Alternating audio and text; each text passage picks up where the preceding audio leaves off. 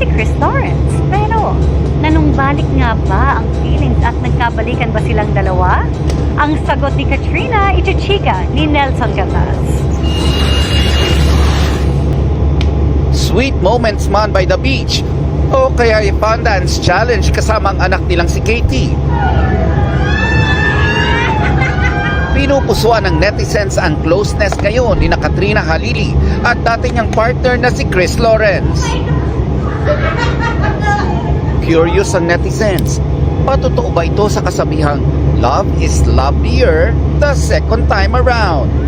Nang tanungin kung nanumbalik ba ang feelings ng dalawa, sagot ni Katrina, what you see is what you get. Siyempre, tatanong ko sa iyo yung mga tanong ng netizens. Sure. Nagkabalikan ba? Sa balikan po,